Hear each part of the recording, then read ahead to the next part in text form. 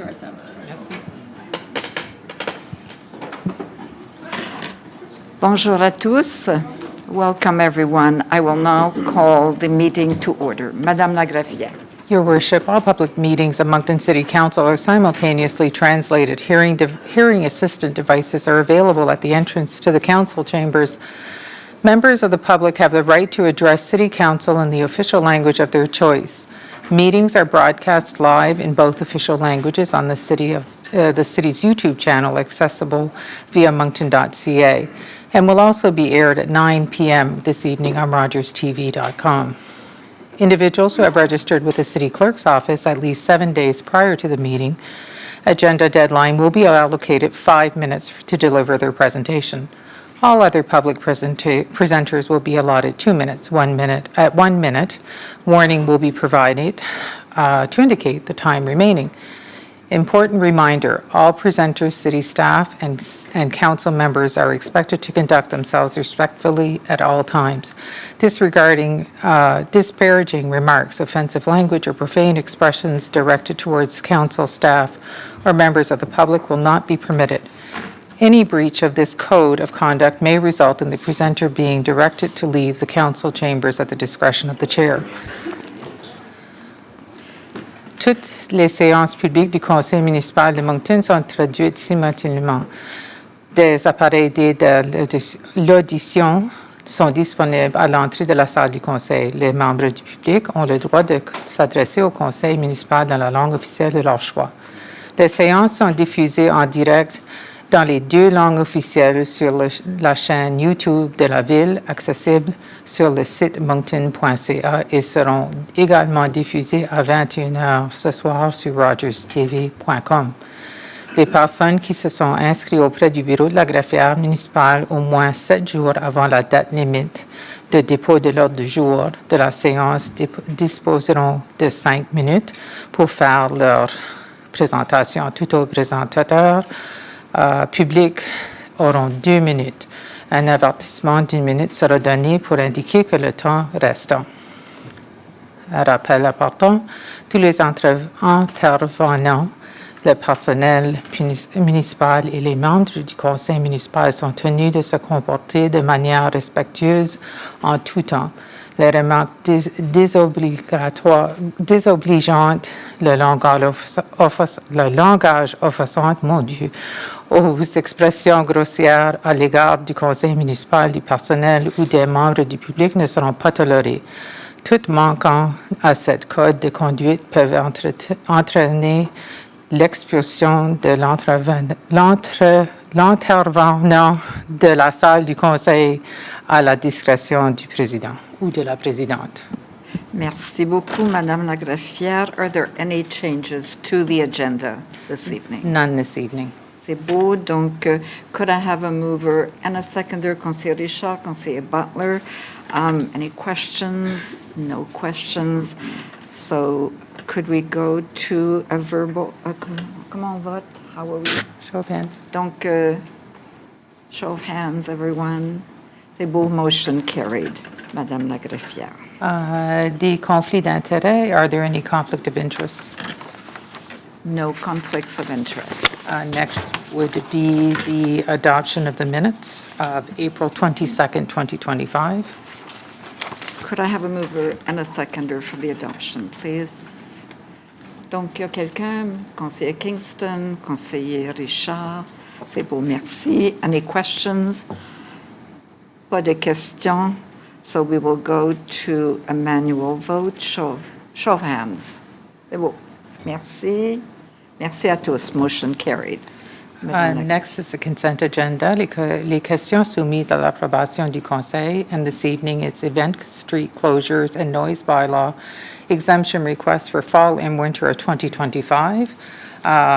The street closures are included in your packages. So the motion before council is that Moncton City Council approve the temporary event, street closures, and noise bylaw exemptions request as outlined in the background section of the council report form to allow the events to proceed as planned. Merci, Madame Lagravière. Could I have a mover and a seconder for the consent agenda? Conseiller Kingston, conseiller Légère. Any questions? No? So we'll go to the vote, which is electronic.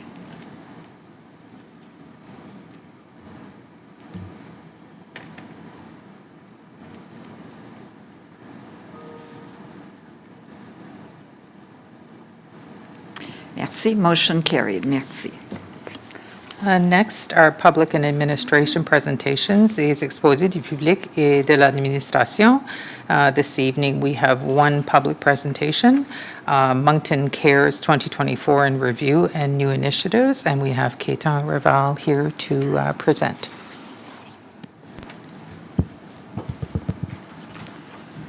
Bonsoir, Monsieur Raval. Welcome.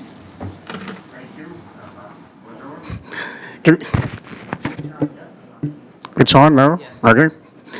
Thank you, Honorable Mayor and respected Council to have me here and to represent Moncton Cares, what we do and what we are planning to do from here onwards as well. Before I begin, I also want to thank you, my team, my board member and some of the volunteers who are here who has been helping us to do a wonderful job. I had only 5 minutes and I had a lot of slides, so I tried to consolidate a lot. First, we want to go through some of the work that we did last year and just want to give you updates. Our airport pickup program, we welcome more than 600 individuals with our airport pickup program, mostly done by volunteers. Pre-arrival session, we helped with the 430 immigrants who we helped them with the helping them to go through what they need to, how can they integrate in the Greater Moncton area. We hosted the career networking program, language courses, we had conversation circles, learn to camp program. We started a community sports program as a pilot last year and we have like 500 members now. We hosted text clinic.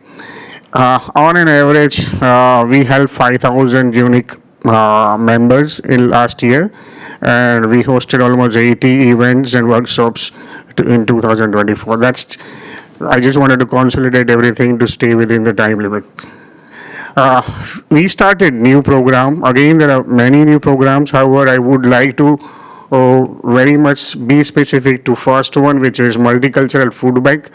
This is province's first multicultural food bank, and our aim was to help to provide culturally appropriate groceries to people who are suffering with the food insecurity. And not only that, we will be serving culturally appropriate food for food insecure population, but we'll also bring the advocacy to Feed NB because we are provincially approved food bank. So we'll be helping them to come with the different programs with provincial level, all the food banks to have a culturally appropriate food for the serving this minority. Another important program that we are starting is mental health counseling. This counseling for all is another initiative where we'll be providing 6 free wellness sessions. They would not need any insurance, they would not need any immigration status, and this will be free for mental health and wellness. This is regarding when you move here, there is a different, when you move, you go into isolations and you don't have a social safety net. And sometimes that creates an issue with the integration and how do they behave in the public environment. So counseling will help them. And this will be free. This is in partnership with another wellness organization. There are other programs, but for that we have special events coming up, which is my last slide. I would like to also share that how we collaborated during this year. So this year in the Polar Festival, we provided 70 volunteers to City of Moncton for the Polar Festival. And what helped is these newcomers that you see, they get integrated in the system. Like they were there as a volunteer, but that also helped them to embrace how to embrace the winter and winter activities. Then we hosted a Sea Cares event, which is on International Women's Day. we invited immigrant women leaders and immigrant vendors. We had around 250 attendees, 20 panelists, and as it is mentioned, 50 volunteers were there. This was our volunteer appreciation event. We have community programs going on. We have around 400 participants. We do everyday activities. We started career networking and employment support programs. We had 8 events so far. This is 20 for 25. 400 people are participating in it. We hosted community barbecue. This has been one of the flagship. 1,000 people attended. This is food bank photographs. I would like to. This is the Canada Day event, Festival of Colors. You can see here Councillor Richard and Councillor Stone Crossman visited us, and even Councillor Brian Butler were there, and Monica Labla. We had around 2,100 people participating in this program. This community program we launch with City of Moncton. Every Tuesday and Thursday, we are also doing activity program at Centennial Park, and every for July and for August. This is in partnership with City of Moncton. One of the important things that we did in last 2 years is to how do we collaborate with Town of Riverview, City of Moncton, and other organizations which are the logos are displayed here. So that's more or less our updates, and just want to share, I know I am off time limit. September 25th is event that we want to invite all of you. This is going to be a first public event from Moncton Cares, and we'll be sharing our new programs and what we are planning to do in city for upcoming years. So you all are invited. Please save the date, September 25th at ISEC. Thank you. Thank you so much. Any questions from council? Councillor Butler.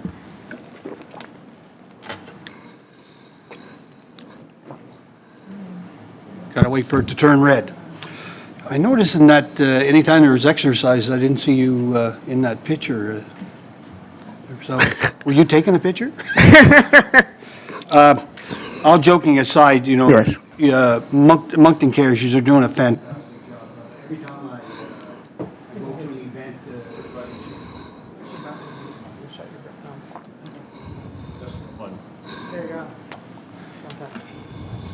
they missed out on the best part of the joke, probably.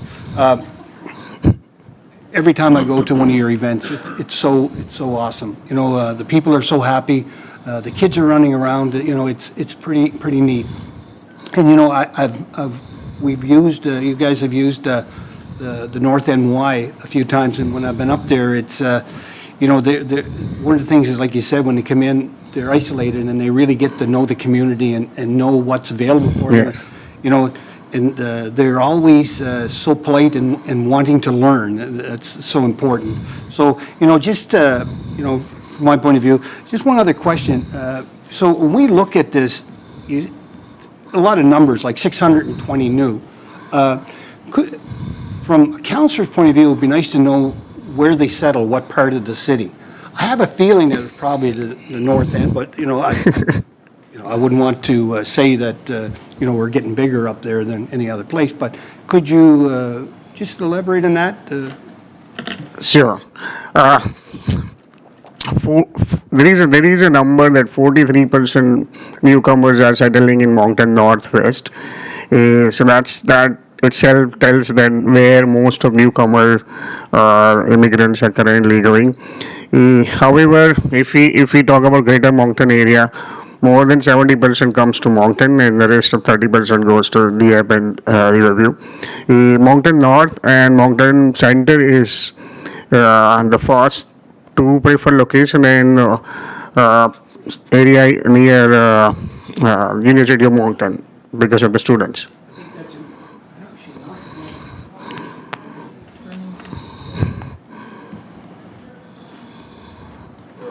All right, I think I'm good again. I can't pause here, you gotta keep talking or it goes off.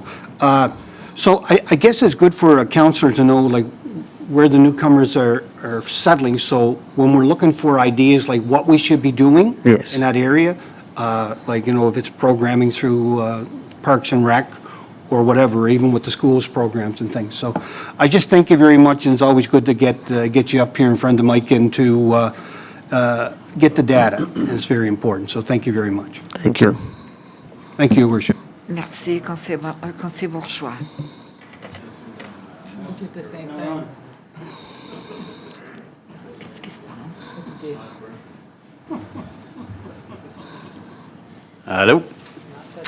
Merci, Ketan, for your presence and everything you do, you and your board. This is a very important service or services that you provide to a lot of our citizens, not just the newcomers, but to integrate with the rest of the society.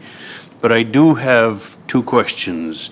It's a two-part question, so I'll surprise you with the first one. But 25, 30, 40 years ago, we did have much fewer immigrants coming to the city, and statistically, about 3/4 of the immigrants that came to not just Moncton, but anywhere outside of Toronto, Montreal, and Vancouver, within 10 years would move to Montreal, Toronto, and Vancouver.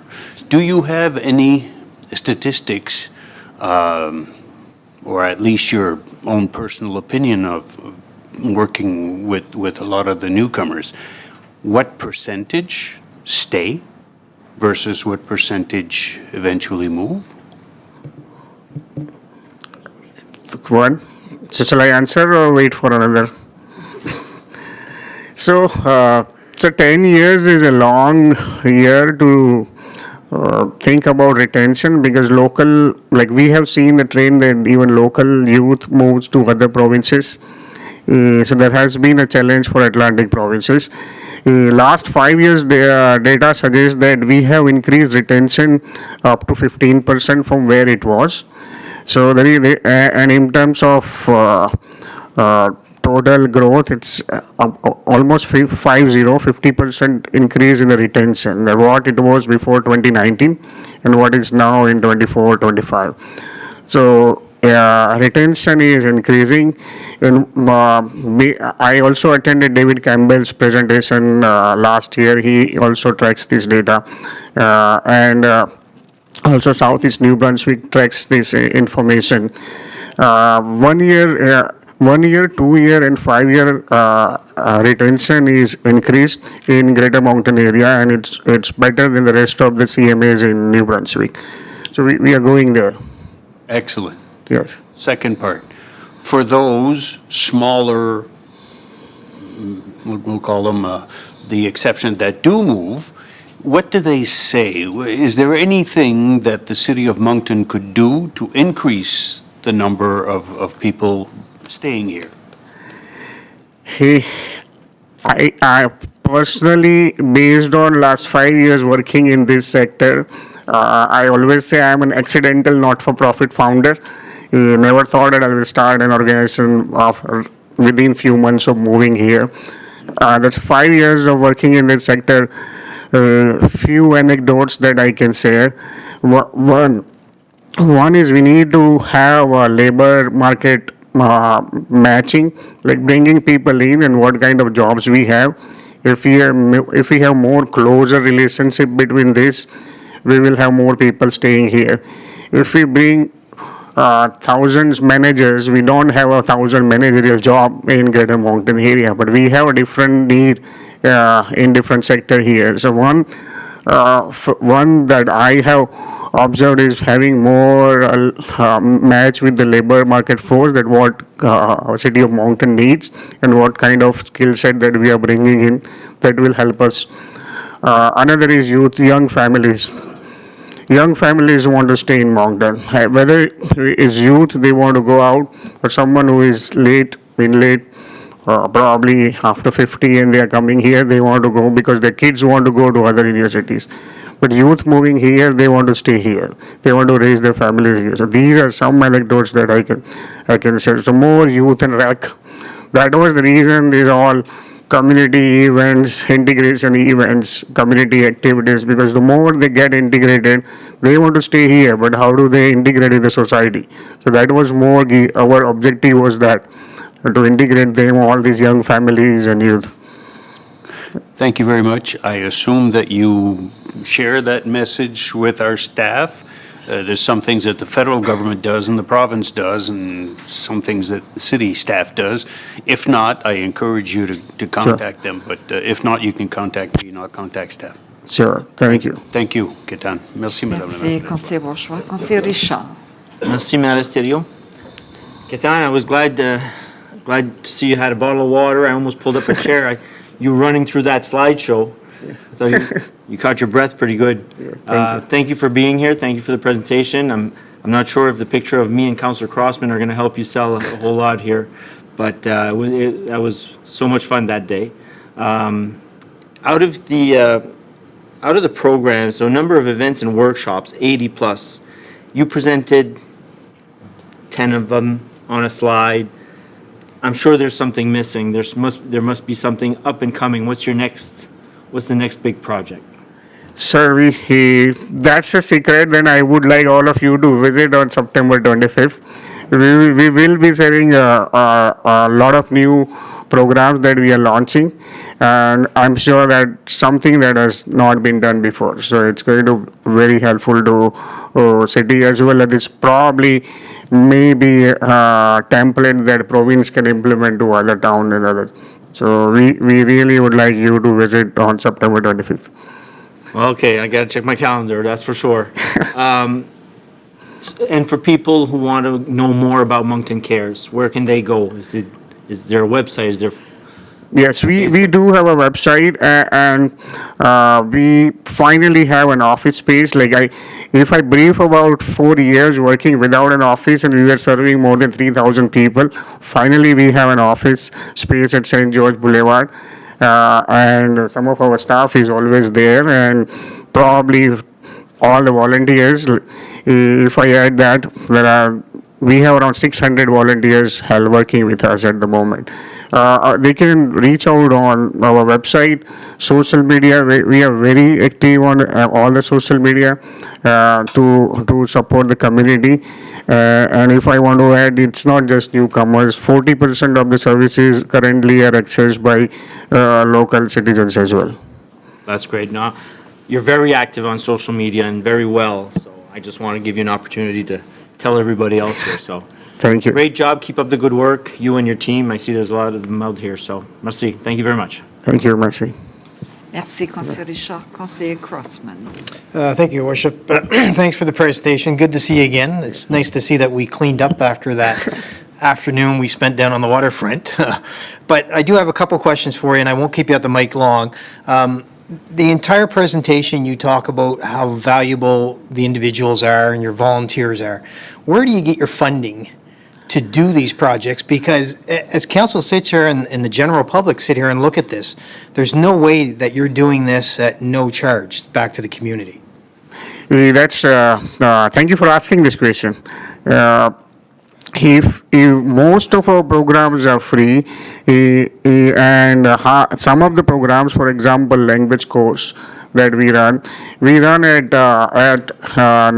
very not-for-profit cost. I would say $24 for a month.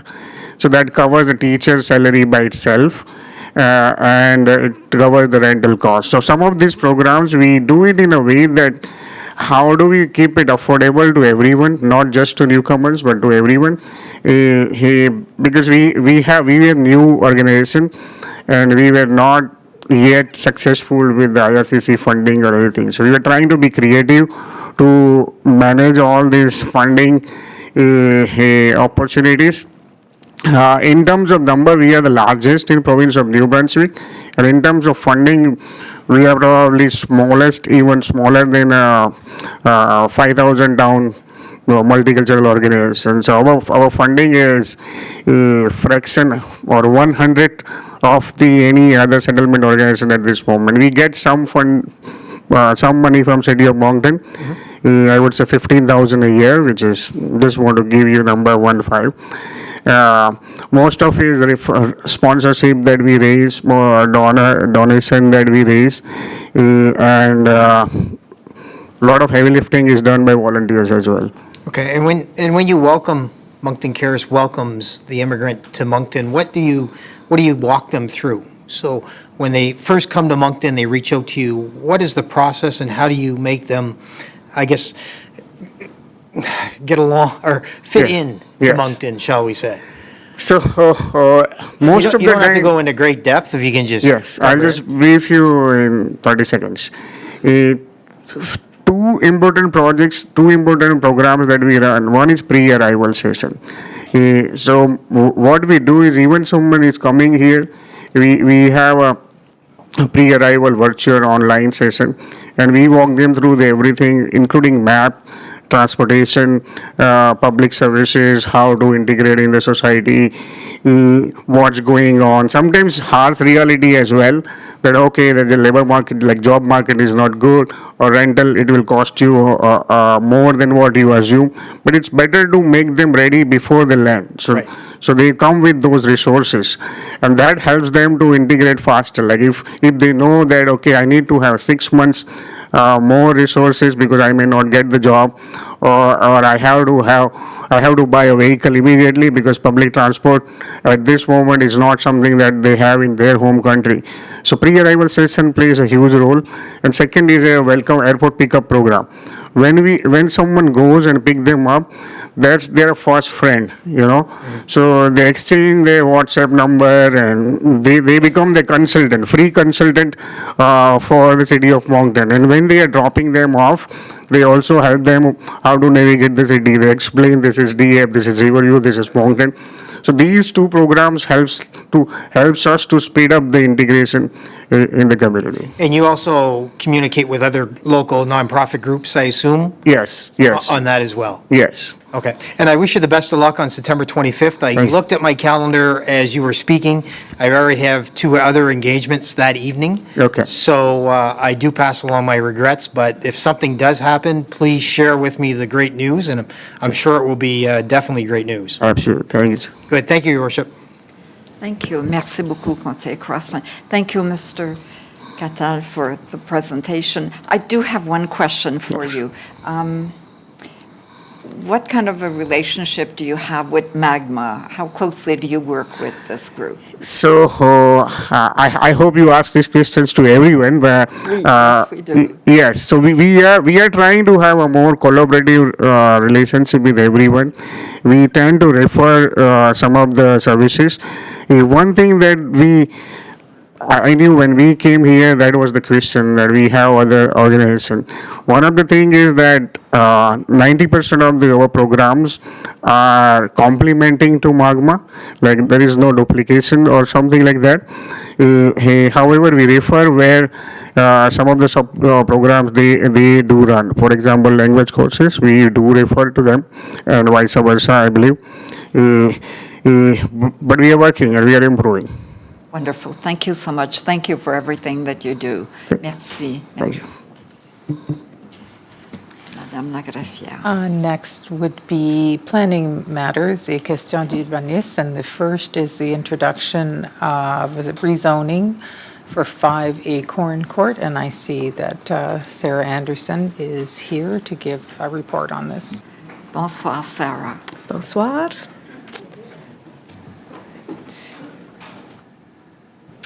So, this is an application to rezone 5 Acorn Court from R2, 2-unit dwelling zone, to R3, multiple unit dwelling.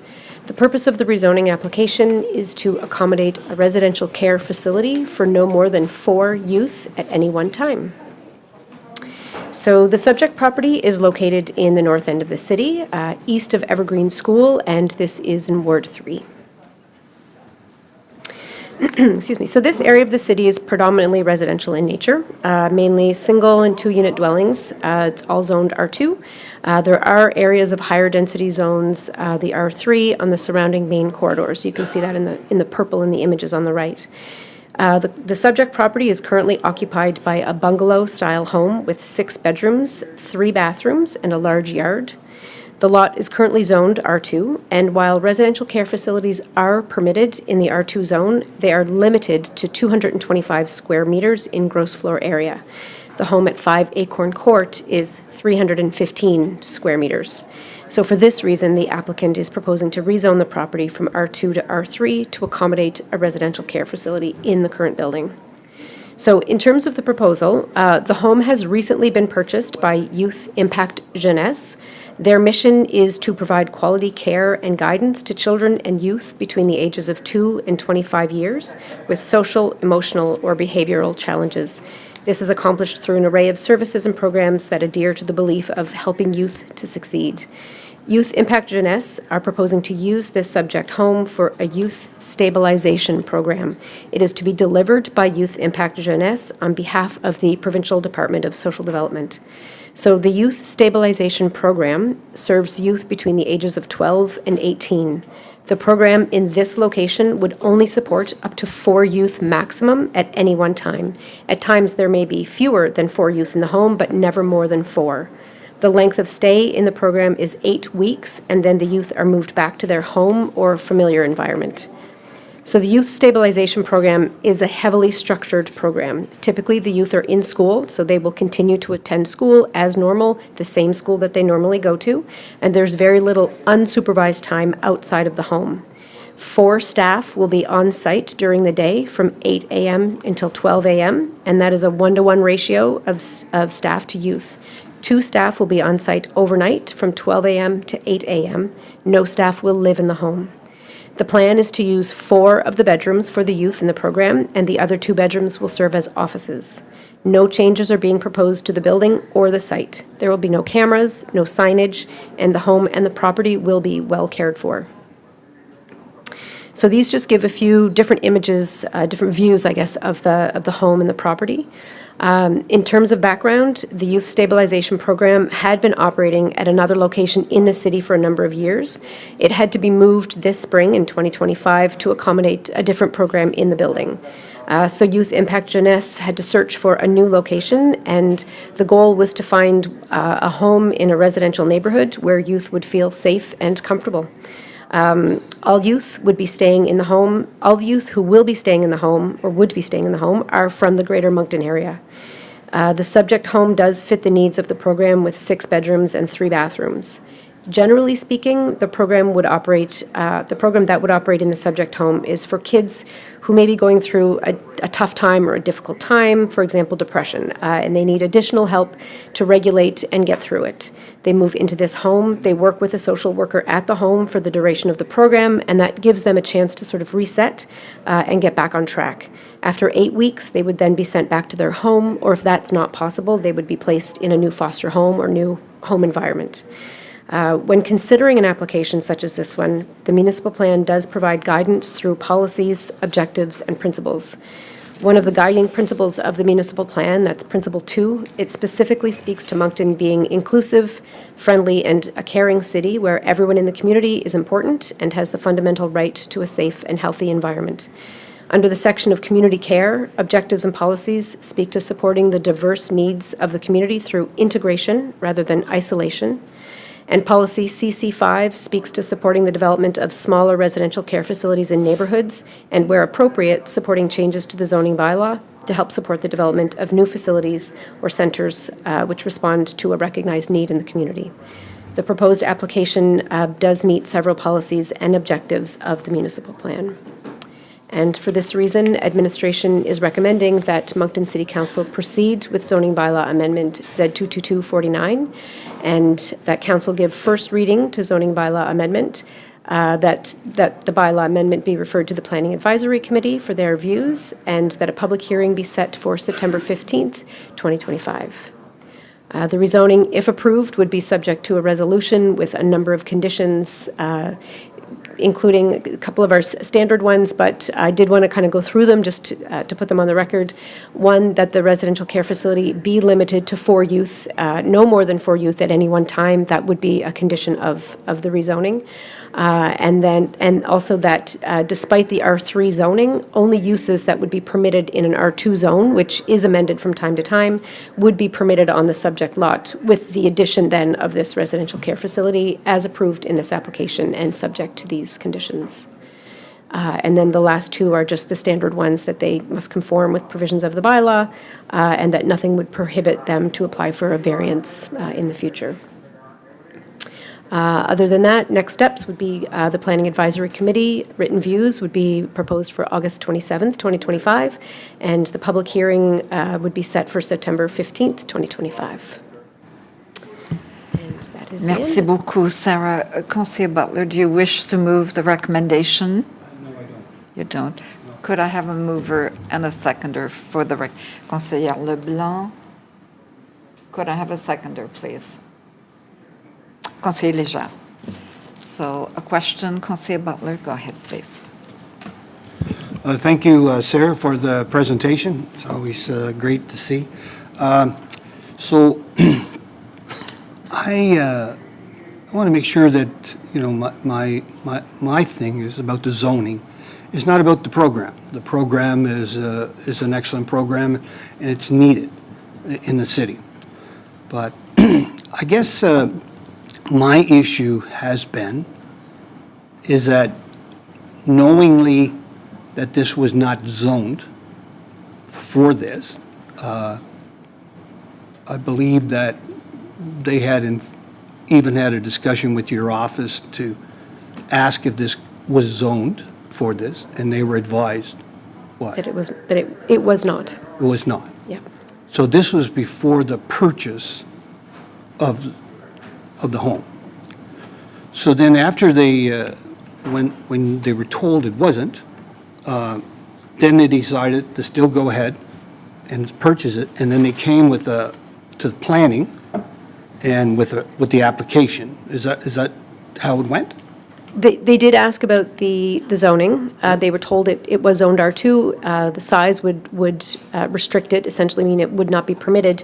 But they did, having worked with them in the past, they did look through the policies and ask if administration, generally speaking, would be supportive of this, the zoning change.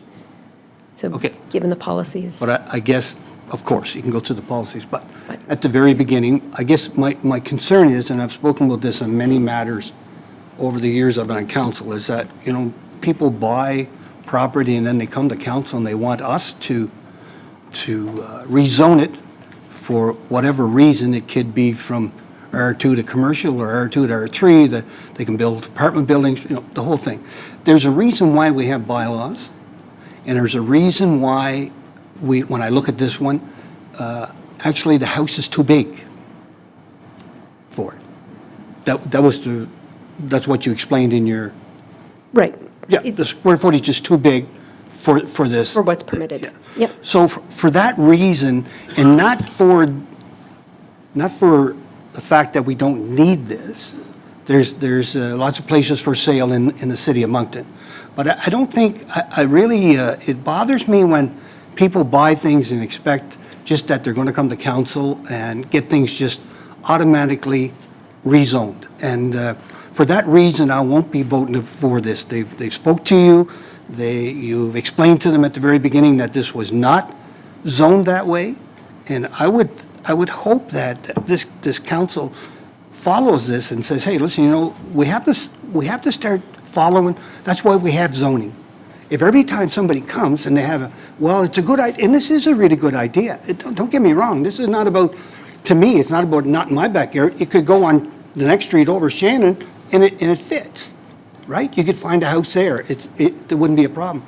But when you have a house that's too big, you're told beforehand that it's not zoned that way, and they still purchase it, I won't be supporting it. But thank you. I really do appreciate the work you do. Thank you. Merci, Conseiller Butler. I don't see any other questions, so we will go to... Councillor Steves. Conseiller Steves, go ahead. Thank you. Hi, thank you, Sarah. I want to make sure that I'm consistent on this as well. Augusta and Ryan, we had an apartment building there on the corner with Northrop Frye School.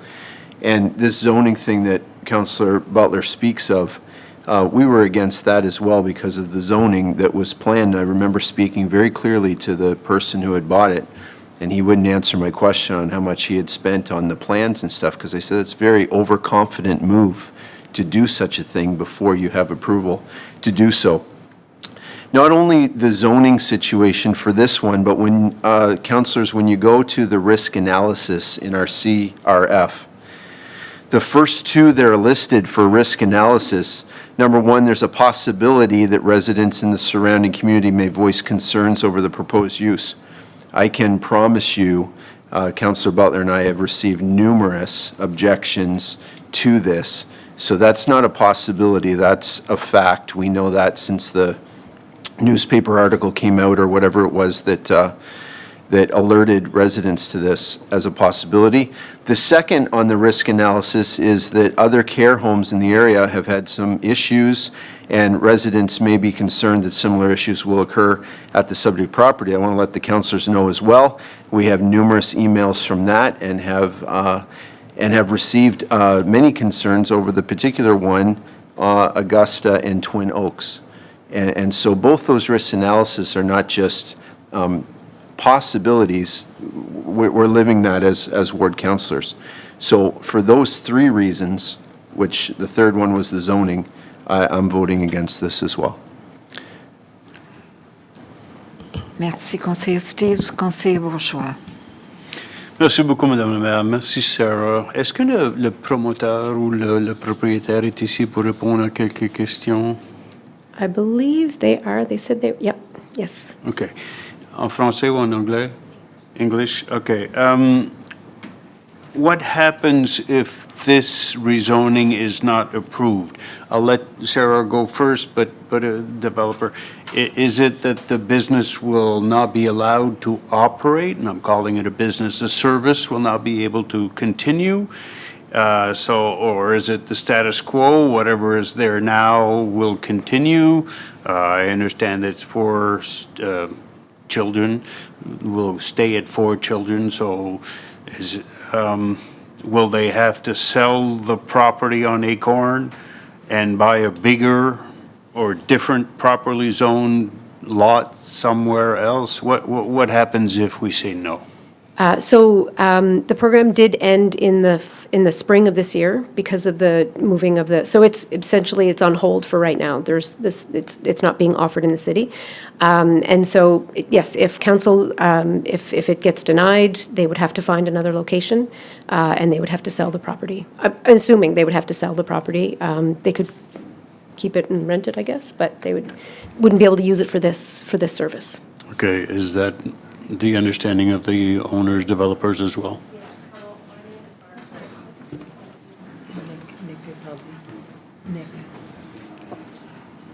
Go ahead, Nick.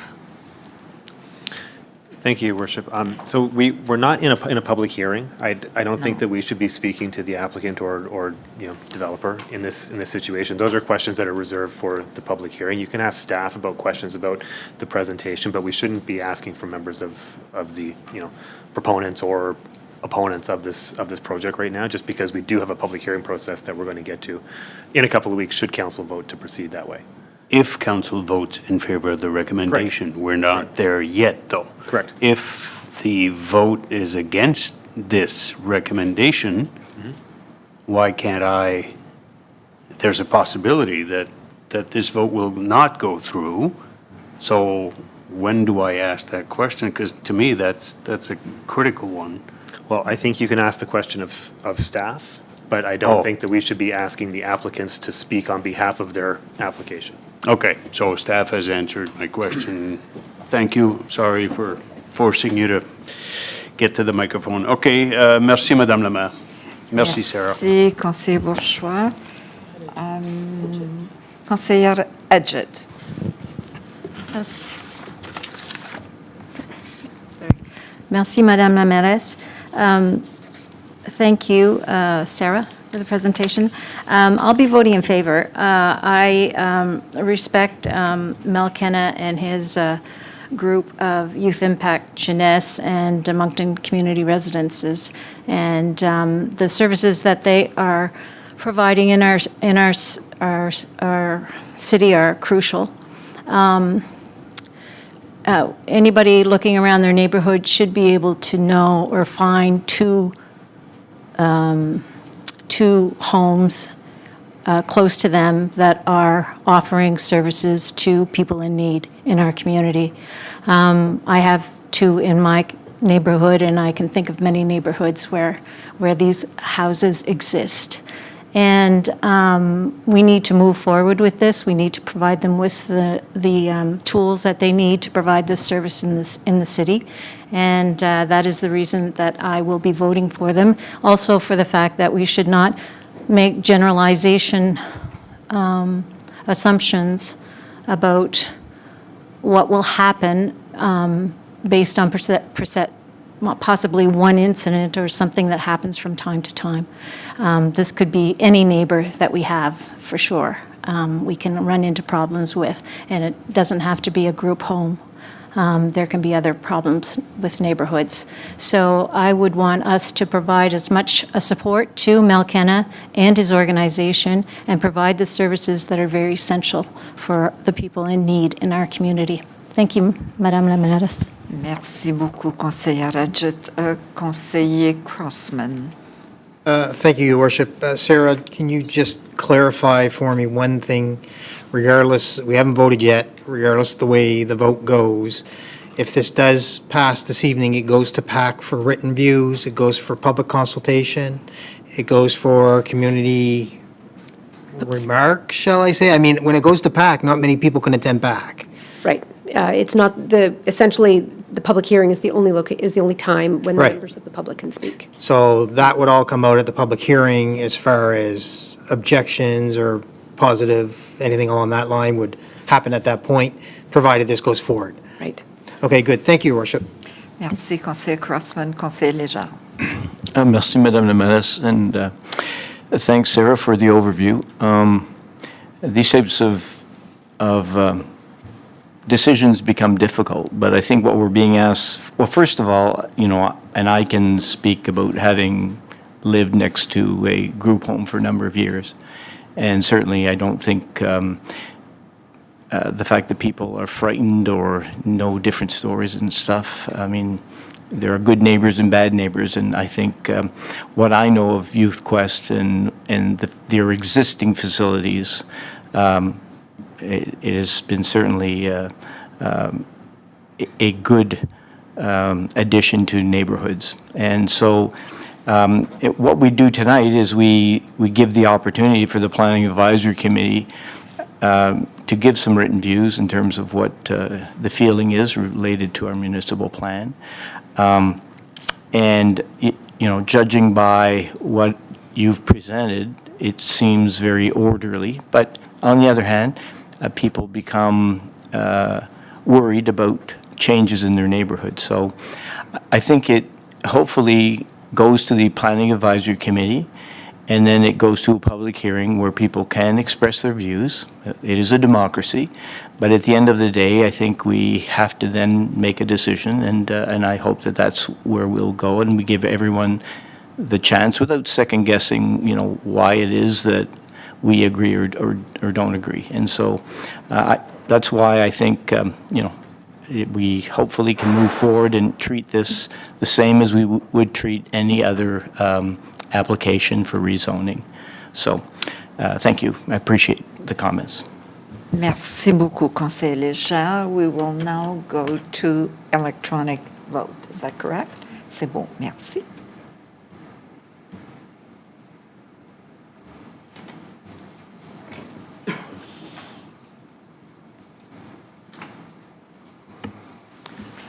Motion carried. We have 3 nay votes, Brian Butler, Dave Steves, and Marty Kingston. Merci. Madame la greffière. The next item is another introduction for rezoning at 136 Highland View Road, and I see Sarah is here once again to give an overview. Hello again. All right, so this is an application to amend the permitted uses in the NC, or the Neighborhood Convenience Zone, to permit residential dwellings on and below the main floor. So this will accommodate the development of a mixed-use building containing 24 residential units and commercial space at grade. So the subject property is located in the eastern part of the city, and that is in Ward 1. So the property is located south of Shediac Road, and it's got the Veterans Highway, or Highway 15, bordering the south side of the lot. Surrounding properties are primarily zoned R2, two-unit dwelling, with a growing number of new multiple-unit dwellings, mixed-use buildings, as well as a number of home-based businesses in the surrounding area. The subject property is zoned NC, Neighborhood Convenience. Now, that zone requires a commercial-type use on the main floor as the main use, and it only actually permits residential uses above the first floor as a secondary use. So the intent of that NC zone is to provide a neighborhood amenity that is walkable and contributes to the community. It helps towards meeting the goal of creating a complete community where residents can meet some of their needs without having to drive somewhere or leave their neighborhood. In this case, the applicants are proposing to provide commercial uses along the entire front of the building at the ground floor, which does meet the intent of the NC zone, but they have requested to be permitted to provide residential units within the back half of the main floor. Additionally, given the grades of the land, there's a walkout lower level basement at the back of the building, and so it also could accommodate residential units at the back and below. So because the NC zone only permits residential uses above the ground floor, the applicants are requesting to amend the permitted uses in the NC zone on the subject lot to permit residential uses both on and below that ground floor. This is the site plan. The proposal is for a 3.5-story mixed-use building with 24 units, and it's at the corner of Highland View Road and Kenmore Drive. The building is located close to the sidewalk with a parking lot at the back. All of the commercial units will be accessible by front doors facing Highland View Road. A direct pedestrian barrier-free pathway is provided on the east side of the site from the rear surface parking lot to the walkway in front of the building facing Highland View Road. And the primary access to the residential units into the building will be from the side entrance off of Kenmore Drive on the western side, as well as a direct connection from the rear surface parking at the back. So given the grades of the land, the front of the building will be 3 stories in height, while the back of the building will be 4 stories in height due to that walkout style lower level that has direct access to the parking lot at the back.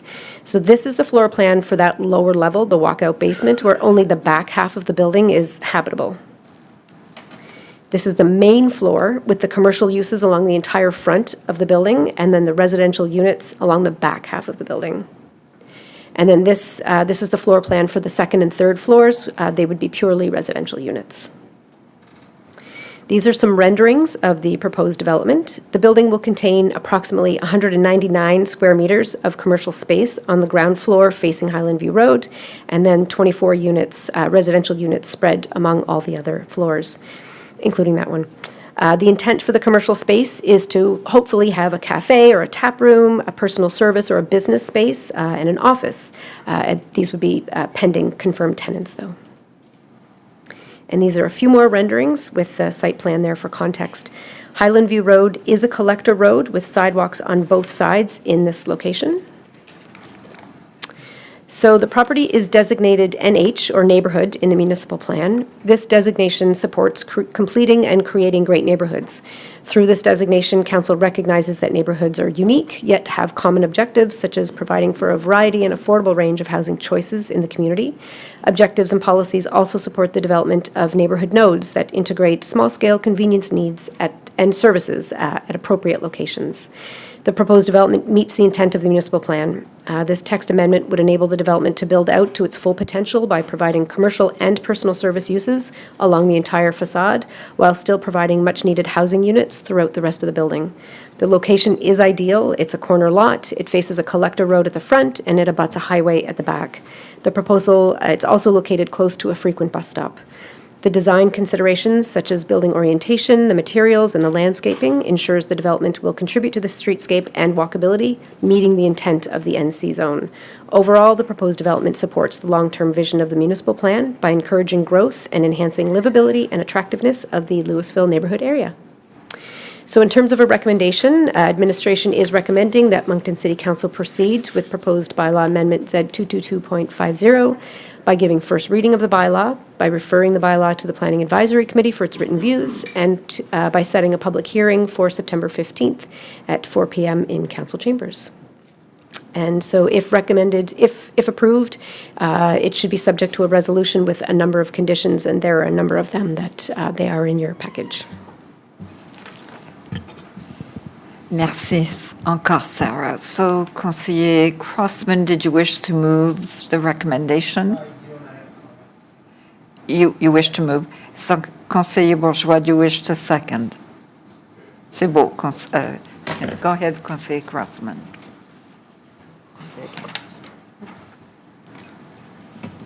Thank you, Your Worship. Sarah, thanks for the presentation.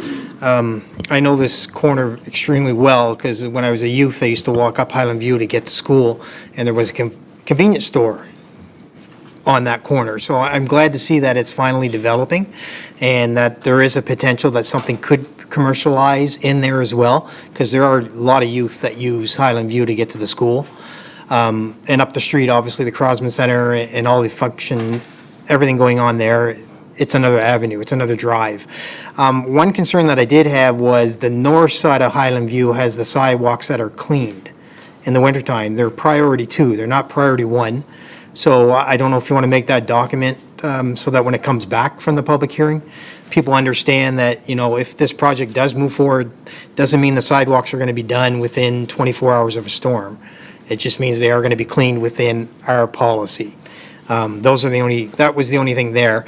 As far as Kenmore goes, when you get down to the bottom past this property, you hit Route 15 or Veterans Highway. Are they planning on pushing the snow from the parking lot further down Kenmore? Because that street is a very short street, and I don't think it can handle any more of what we're pushing, let alone a private lot. Typically, in situations like this, they would have to haul off-site. Okay. Store whatever they can sort of in the corners and in the landscape area, but otherwise they'd have to truck off-site. Right, so they'll still be responsible for snow removal, garbage removal, water runoff, things along this line? Yes. Okay, good. So I have no problem moving this to get this to the next steps. I look forward to seeing what the engagement will be from the neighborhood. There's no question about that, and we'll get that back. So thank you for your time. Thank you, Your Worship. Merci, Conseiller Crossman. Conseiller Bourgeois. Merci beaucoup, Madame la maire adjointe. Merci, Sarah. Une question, c'est par rapport à la condition 6. Notwithstanding Section 55D of the zoning bylaw, the rear yard landscaping behind the main building is permitted to be reduced from 3 meters to 0, as per the plans attached as Schedule B. There's a fence there, there is a gap, so I'm assuming that we need 3 to 4 feet between a building and the end of the property. So what happens to that strip of land? Could you explain why we go from 3 meters to 0, which is something I do not recall ever approving? Sure. I'm not sure, is it possible to get the site plan back up? This requirement is specifically 4 meters behind the main building. So that's typically so that the parking doesn't abut right up against the building. In this case, there's going to be a retention wall, and so there's not really, and it's a tight site. So there's some land. Oh, no, it's not. Sorry, I'm thinking of the wrong one at the back. Correct me if I'm wrong, but the zoning bylaw somewhere says there has to be at least 4 feet or 1 meter at least between a building and the end of the property? Right. So that would be about 4 feet of space? Yes. So there would be no landscaping there. What does that mean? So basically, just where that fence is located, there's an existing fence that looks like it's off their property. It would probably be left there until it's no longer, as long as it's still in good shape. So if it it's mostly just there, the reason for it is a screening at the back. So if there's other uses behind you, in this case, there's not. And so it was deemed not to necessarily be. So it's not an opaque fence, is it? I believe it's chain link, wouldn't it be? It's behind the parking, Right, I mean, all along the southern. the southern lot. property. Yeah. That's chain link. So that is what you're recommending? You're not recommending an opaque fence? Typically, there would be, it would be an opaque fence. Is that, I'm not sure if the discussions were had around putting filler strips in it, or? Right. Okay, so the berm is there. So the fence doesn't really screen much because it would be lower than the height of the berm. Okay, thank you. Merci, Madame la Maire. Merci, Conseiller Bourgeois. Conseiller Kingston. Thank you. Merci beaucoup, Madame Mattis. Thank you, Sarah, for the presentation. And similar to Councillor Crossman, I know the area quite well also. I reside on Highland View, but way up at 369. So it's a great project. I'm hoping, and it's a traffic-related question, and I think maybe as we move forward, this will lead to some recommended measures for Highland View. I think it's currently, unless you can correct me, the longest collector road in the city without any kind of a three-way, four-way bump light, plus the children that often travel to Louisville Middle and Arnold McLeod from the area. A lot of kids in the area. I guess I'm making a general point, Sarah, but hopefully, if approved and continuous, can you see a traffic component being added to Highland View somewhere in that area? It's a collector road that really needs it. I receive complaints all the time, and it may be on the list already of the traffic calming streets. Rennie can clarify that, but just it's an important part of Highland View, which currently sees speeds all over the map, depending on what part of the street you're on. Thank you. Yeah, thank you for the question, Councillor Kingston. We can definitely look at it. I'm pretty confident. There's been a lot of streets obviously being requested, and I'll dig through my emails and see what we found for Highland View, which, as you mentioned, is quite a long stretch. However, we're quite surprised, if I remember correctly, that the speeds were lower than we expected, which is a good news. But we'll dig out that information and send it to you for consideration. Thank you. Merci beaucoup. Thank you, Madame Mattis. Thank you. Merci, Conseiller Kingston. Conseiller Richard. Merci, Madame Thériault. Thank you, Sarah, again for the presentation. I'm looking at, similar to Conseiller Bourgeois, but in the variances, number 2, reduce the landscaping buffer in a portion of the side yard from 4 meters to 3 meters, abutting the 146 Highland View. That, I know 40 inches isn't a whole lot, but what's the reasoning? In this case, the property lines are skewed, so it's not a straight up and down, they're kind of on an angle. So in order, you still want your building to be straight facing the road, so it does mean that the side yard angles a bit, so it's wider at one end and more narrow at the top. So at the back, I believe it's 5 meters, but at the front, it's missing that setback by whatever it is. Well, it says from 4 meters to 3 meters. Right. Bringing it so- down. Yeah. I was just concerned about the 146 that's next door, so. About, sorry, the what? The 146 Highland View that's next door, so. Right. There's landscaping there, trees and shrubs as well, so there is still 3 meters of landscaping, and a tree can definitely grow in that. Yeah, no, just wondering why the variance, so. Okay, thank you. Merci. We have a motion that's been moved and seconded, so no more questions. We'll go to the vote.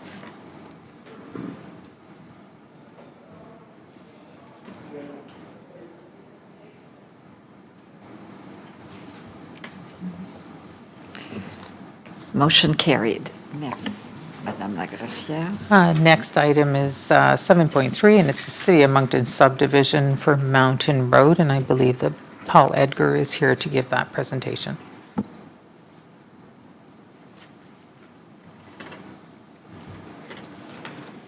Bonsoir. Bonsoir. Good evening, Deputy Mayor and members of council. The administration has received an application for subdivision from the City of Moncton to create 3 portions of Mountain Road. The city requires the land from 1299 Mountain Road and 1309 Mountain Road to accommodate the construction of traffic light bases for the future signalized intersection of Worthington Avenue and Mountain Road. The proposed subdivision occurs in Ward 4. As can be seen in this map, the properties are being subdivided. They're located on the north side of Mountain Road within the Wheeler Loop. Pizza Lights on the north, Dairy Queen on the south, and even further south is the actual New Brunswick Community College. Zoning for the affected properties is suburban commercial. As you can see in red is where they're located. The first tentative plan on the Das Properties land, which is 1299 Mountain Road, we're going to take two portions of land from them, being PID 752527 and 752535, to create that portion of Mountain Road. The second plan, we're dealing with the Pizza Light people, and that's at 1309, and from lot 11-2, we'll be taking a portion of land there to, again, create a portion of Mountain Road. The recommendation from the Planning Advisory Committee is that Moncton City Council assent to the location of the parcel occurring on PID 00752-2527, identified as Shamin Mountain Road Public, as is shown within the heavy black line on the tentative plan submitted entitled the Mini Subdivision Plan City of Moncton. The second recommendation deals with the second piece of land on the Das properties, being 752537, the PID, again, creating that portion of land to be attached to Mountain Road.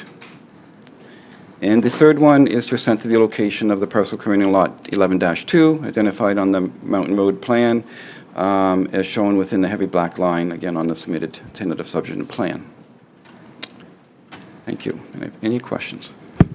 Merci beaucoup. No, I don't see any question. Oh, Conseillère Edgett et Conseiller Richard. Conseillère Edgett, go ahead. Excusez-moi, do you wish to move the J'appuie, motion? oui. Oui, c'est beau. Et appuyé par le conseiller Richard. I missed that one. Donc, est-ce qu'il y a des questions? Avez-vous des questions, conseiller Edgett, conseiller Richard? Non, pas de questions, donc on va au vote.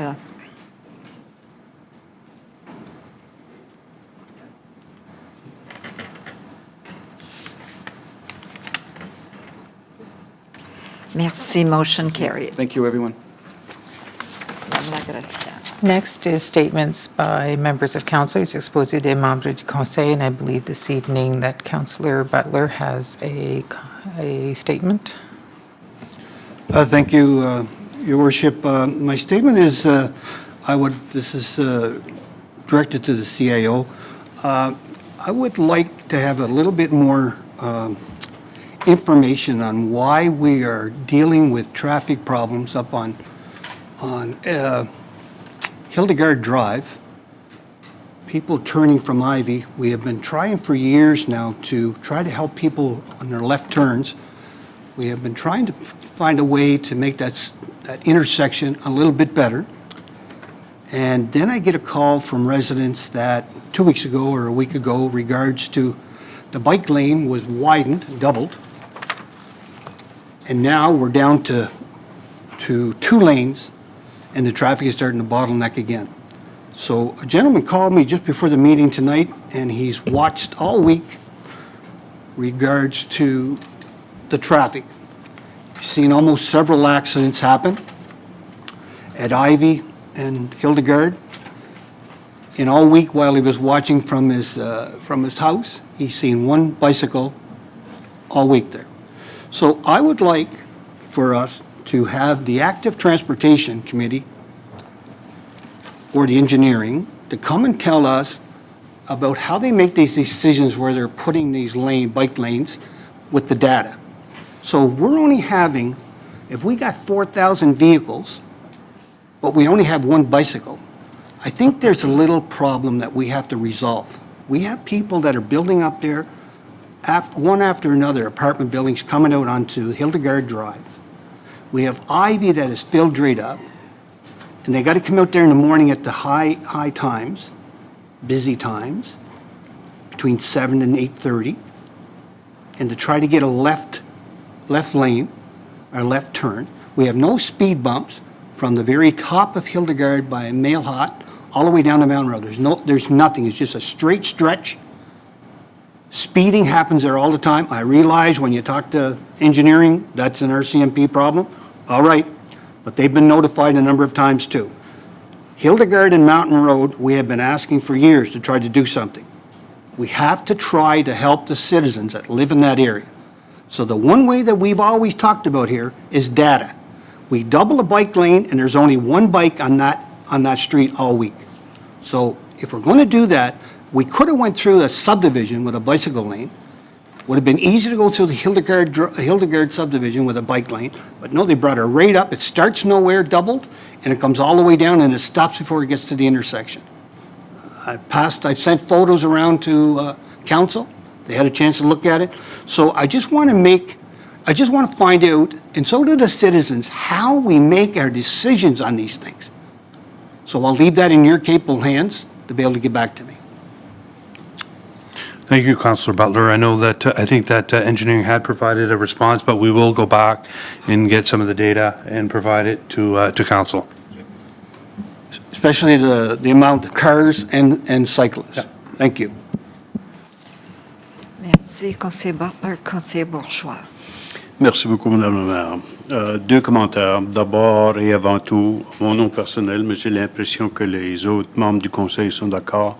Un énorme merci à nos pompières, je ne sais pas si ça se dit, de Moncton, mais aussi des autres municipalités, d'autres régions du pays qui sont venues éteindre les feux, surtout celui au nord du parc Mapleton.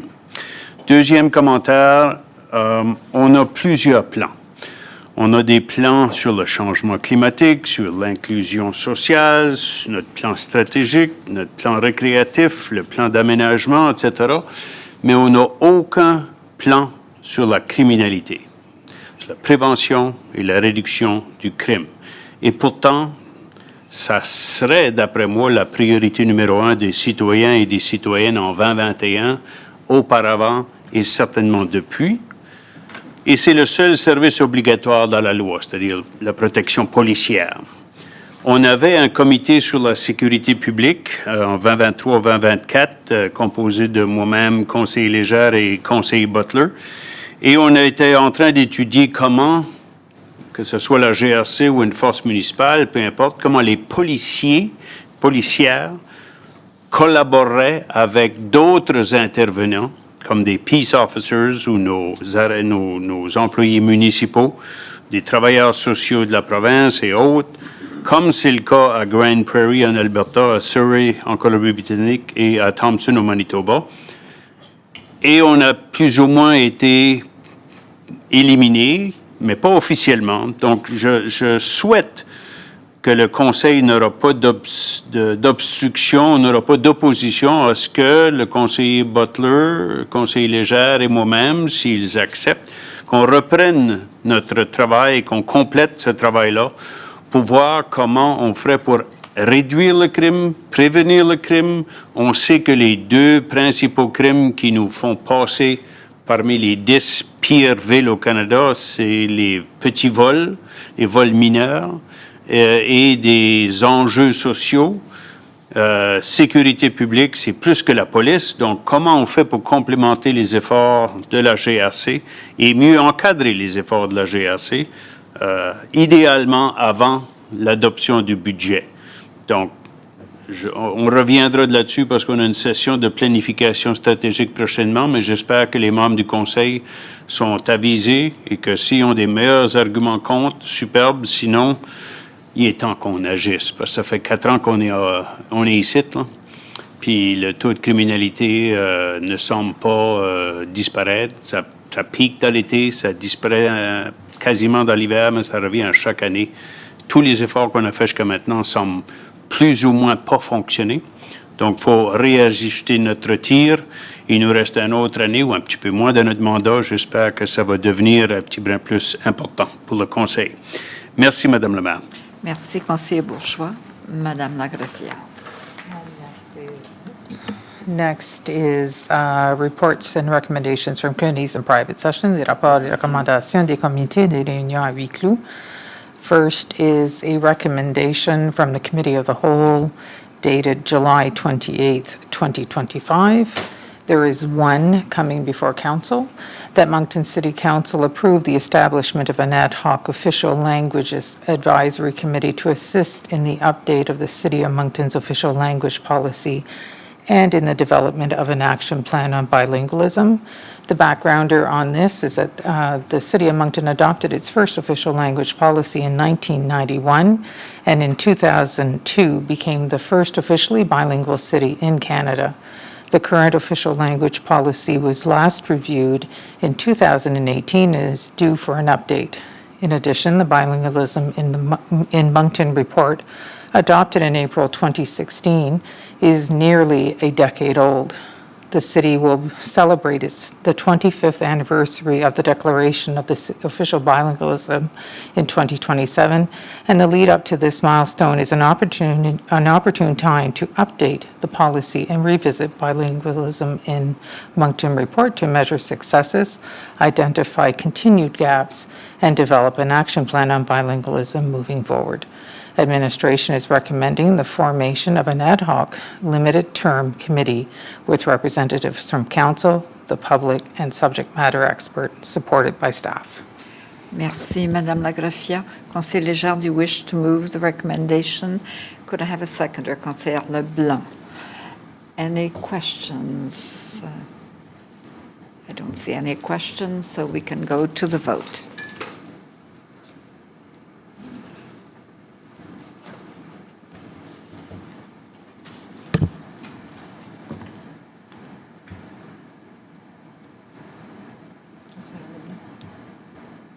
Conseiller Leblanc. Le vote. Pouvez-vous faire votre vote?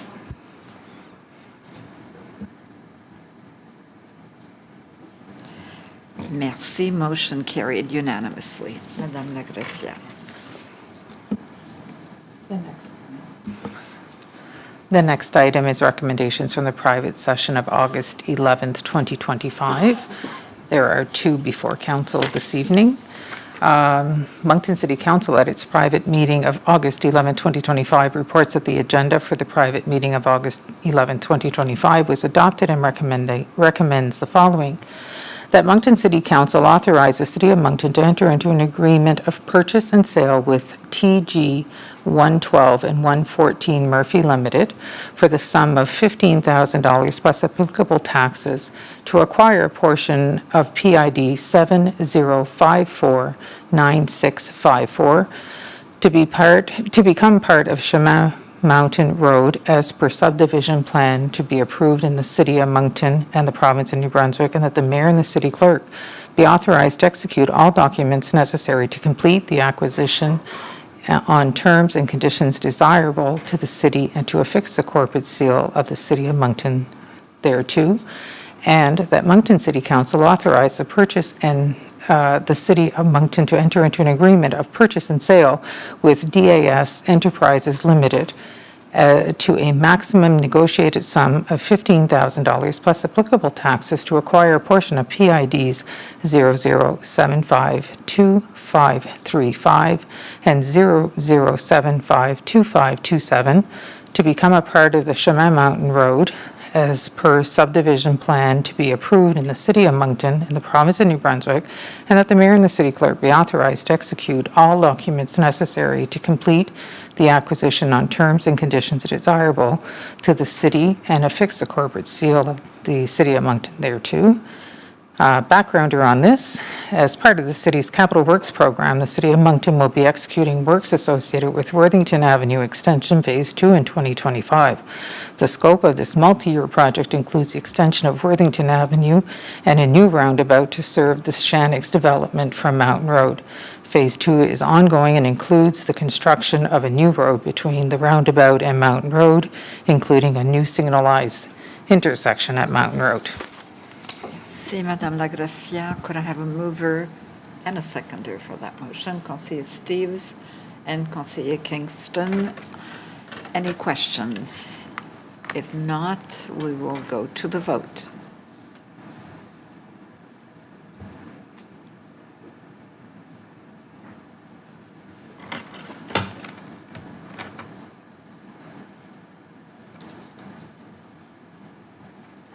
Motion carried. Merci. Madame Lagraffière. The second motion from that meeting is that Moncton City Council approve the school crossing guard policy and direct administration to maintain the existing locations for the 2025-2026 school year unless schools are closed or relocated, and start implementing program modifications with respect to the proposed policy prior to the 2026-2027 school year. The backgrounder on this, the goal of this policy is to provide an objective and concise approach to prioritizing locations for crossing guards. It was based on the Ontario Traffic Council guidelines with a few variation and includes the following evaluation criteria. Student age, elementary schools or middle schools, 6 to 8 crossings, an arterial roadway, minimum 10 students crossing during peak hours, proximity to school, less than 600 meters walking distance, type of traffic control devices already in place, other factors such as sight distance, collision history, and the exposure index. Merci, Madame Lagraffière. Conseiller Butler, did you wish to move the recommendation?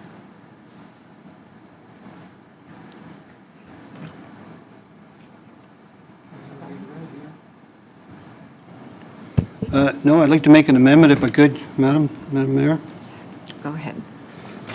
That Moncton City Council approved the school crossing guard policy and direct administration to maintain an existing locations for 2025 school year unless schools are closed or relocated. And I'm adding that all schools that have crosswalk guards now be grandfathered, and this will only take place with any new school that's built. So moved. Do I have a seconder for the amendment? Conseiller Bourgeois? Conseiller Bourgeois? I got it here. No. Will it? No. Yep, right here. Conseiller Steve? Merci. So can I speak on the question? Can I speak on Is it not? my motion? Non, je suis pas sûre, là. Oh. Go ahead, Nick. Sorry, I think procedurally, we had a motion, or we had a recommendation come forward that we asked for a mover and a seconder for. So I think that question needs to be answered first, and if there's no mover Okay. and seconder for the motion that's, for the recommendation being Okay. put forward, then we can Then move we go on to the Councillor amendment. Butler's Okay. motion. so- Because that's not an amendment, that's a new motion. So Well, it's an amendment to usually- that motion. I added grandfathering.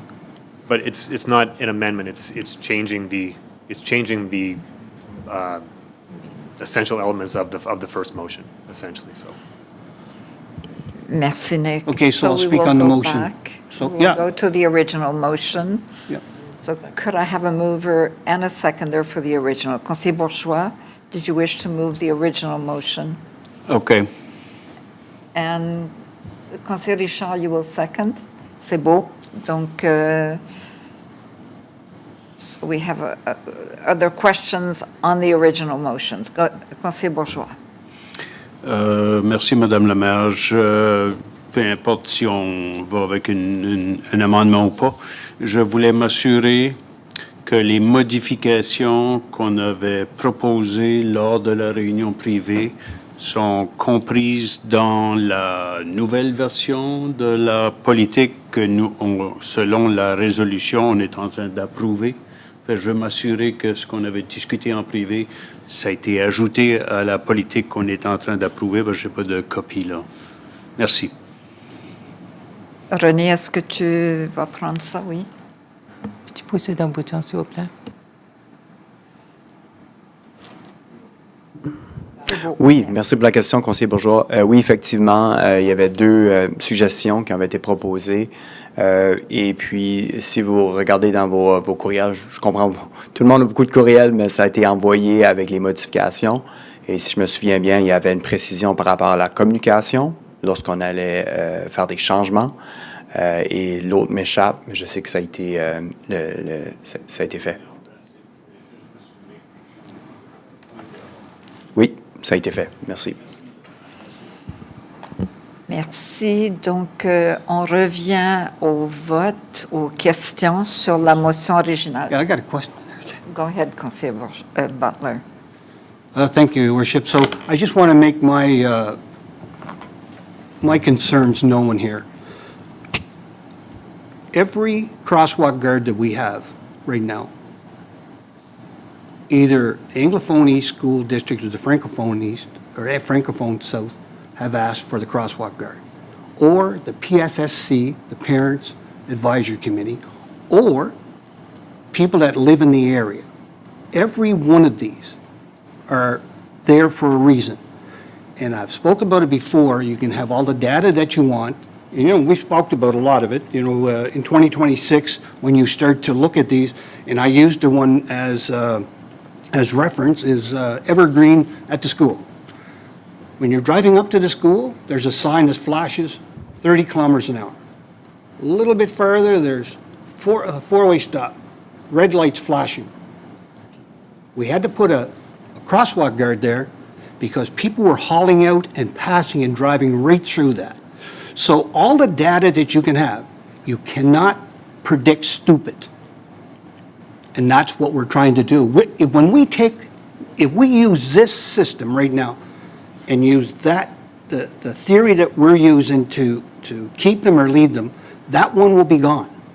Because it has all the red lights, it has four-way stop, all of that.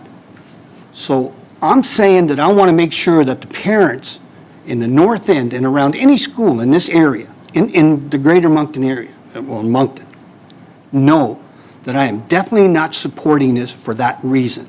Because all the data, and I have done enough action reports in my life to know that 3/4 of them are done by stupid drivers. And now I can tell you that Moncton has a few of them.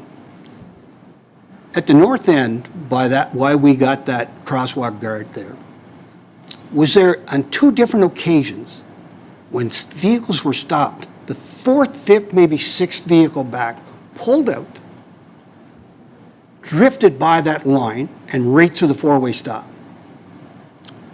And people had it on video, not just once, but twice. So when we tell these people next year that, listen, for $15,000, we're going to take that guard out of there because it doesn't fit, and the first kid, so an adult will stop and look across the crosswalk guard and say, okay, there's nobody floating by, come on, kids. I'm just saying that I want to be on record for when you take that one away and some kid gets hurt or hit. I just want to be on record to know that I am definitely against it, and we should be ashamed of ourselves to even vote for this. So I'll leave it at that. Go do what you want. Thank you. Merci, conseiller Butler. Conseiller Bourgeois. Je vais me sauver pour la fin. S'il n'y a pas d'autres commentaires, je le ferai, là, mais comme la personne qui a fait la résolution, j'ai le droit de wrap it up, comme on dit. OK. Donc là, on va à l'original. Conseiller Crossman. Thank you, Your Worship. Renee, thanks for the I know there's a presentation in the CRF. I don't know if you're going to get to it, but I do see it in the CRF. Thanks for the presentation. I did hear Councillor Butler talk about making an amendment, but I haven't heard. Councillor Butler, are you making the amendment that you originally spoke about when we started discussing this item? Or are you now completely taking that off the table? No, it's not off the table. Okay. I wanted all these to be grandfathered. So I think legal's But probably. Nick said, I don't think Nick said I could do it. I'd like to have legal maybe advise what the policy should be here. So, if I recall correctly, we had to deal with the original motion first. And then if that does not pass, then we can look to another motion. So we can't make an amendment, is what you're saying, to the motion that's on the floor currently? Well, it depends on what the amendment is. If it's Okay. gonna, if it's gonna fundamentally change what the original motion is and have to be something completely different, then it's not an amendment. Okay, good, thank you. Thank you, Your Worship. Merci. Conseiller Butler, did you wish to speak again?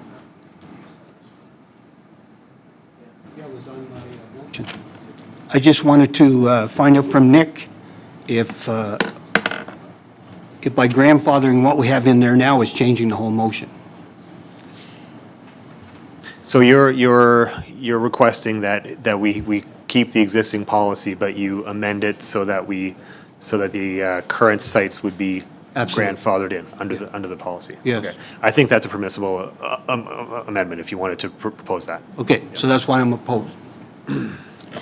Thank you. Merci, Conseiller Butler. So we will go back to the original motion. We have a motion. No, we have to vote on the amendment first. It will have a mover and a seconder, and then vote on the amendment. And we have a mover and a So we have- seconder. So Conseiller Butler, and who is the seconder? Conseiller. Steves. Oh, Steves, sorry. So we will vote on the amendment then.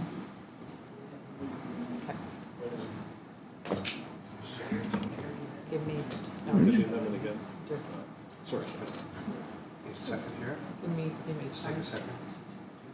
Go ahead, Monsieur le Gérant.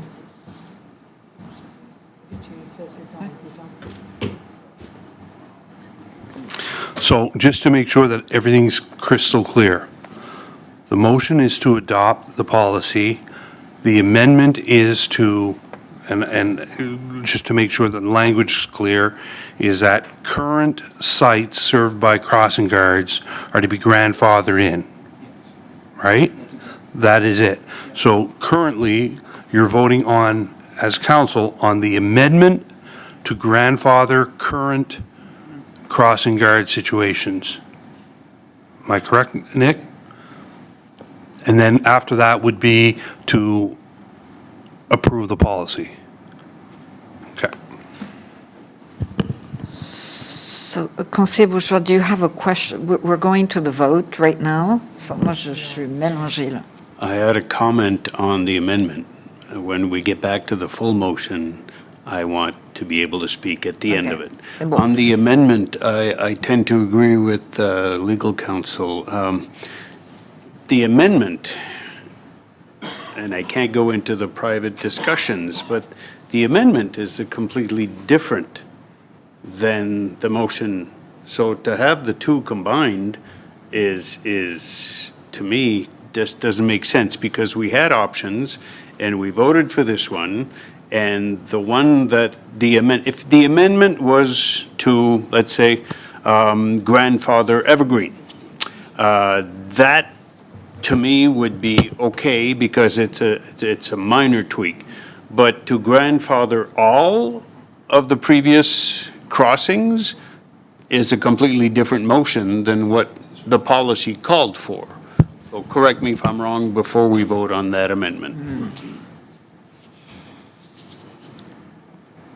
Well, I think it's a question of interpretation, and council can choose however they want to address the amendment. From my perspective, I think it's an acceptable amendment, whether you're grandfathering one site or you're grandfathering all of them. I think it's an acceptable amendment. It's not completely undoing, or it's not completely in opposition to what the original motion was, but you have the right to not vote in favor of the amendment, go with the original, and if that fails, then another motion can be proposed. Okay, because I would support some, but not a blanket statement that we keep every other one, a dozen, 15, not really sure how many we would be grandfathered in, so thank you. Merci, Madame la Maire. Merci, Conseiller Bourgeois. So we have a motion to amend. So we will go to that vote. Donc,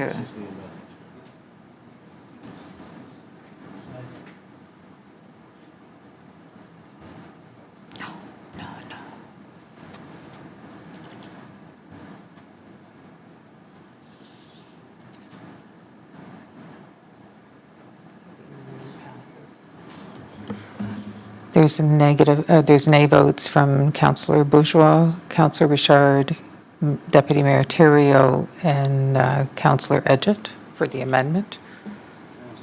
But it passes. so the amendment passes. Now you vote on the original. So now we will go to the, Conseiller Bourgeois voulait parler sur la motion. est-ce que, Conseiller Conseiller Bourgeois, Bourgeois. est-ce que tu veux parler sur la motion?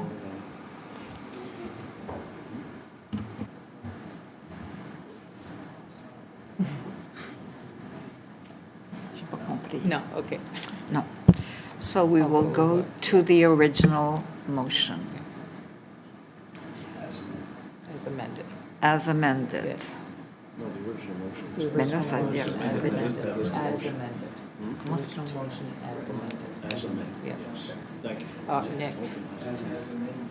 The original motion as amended. So now council's voting on the motion as amended.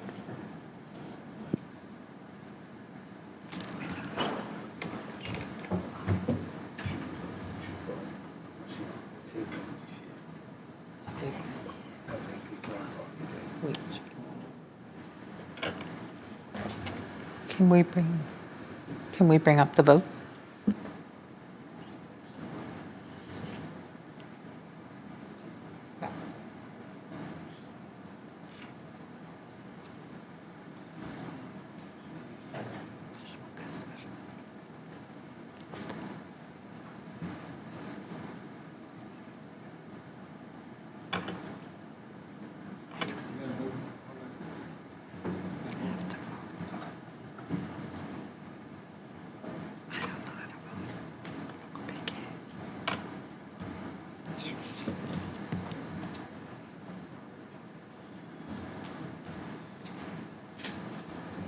There are 2 nay votes, Councillor LeBlanc, Councillor Terrio, or Deputy Mayor Terrio. Motion passes. The motion passes. Merci, la motion est passée. Madame la greffière.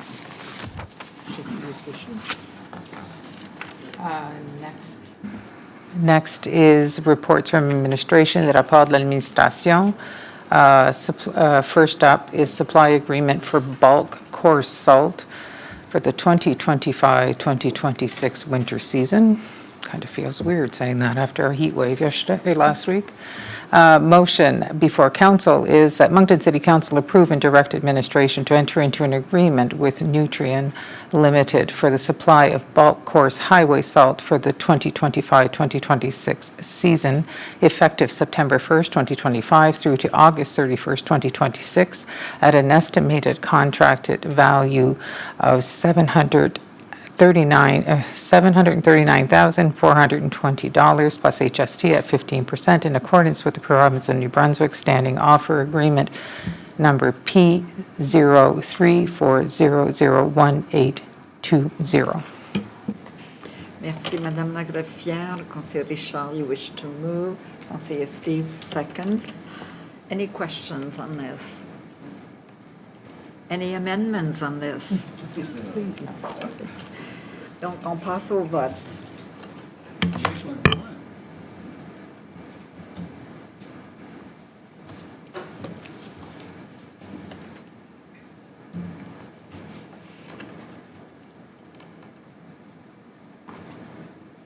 Motion carried. Merci.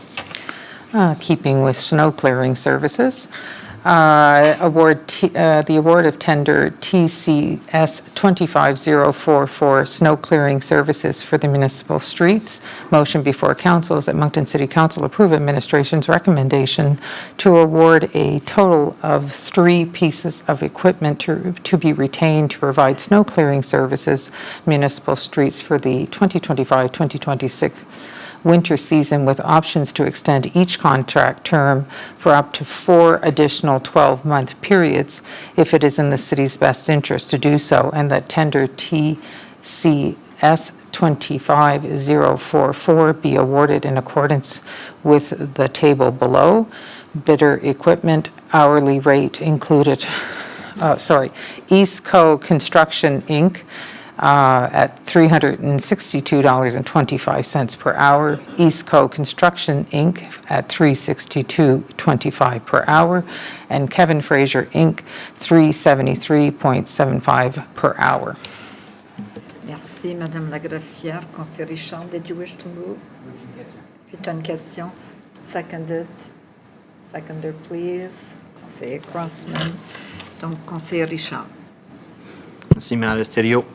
I'm not sure who's going to be answering, but there was no graders in the bid presented, and we were looking for loaders or graders. So I'm just wondering if the 3 that expired from the contracts they were in, were they loaders or graders? What's missing?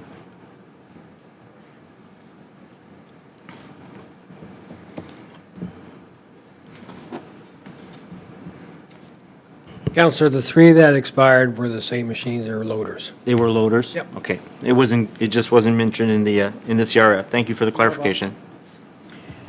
Merci, conseiller Richard. Conseiller Légère.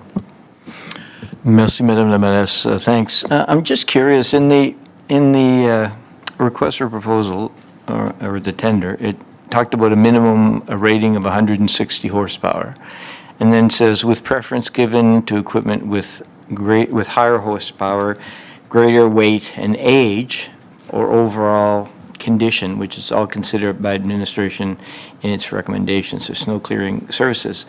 However, we don't have any reference in terms of how many horsepower. All we know is all of them must meet the minimum standard of 160 horsepower.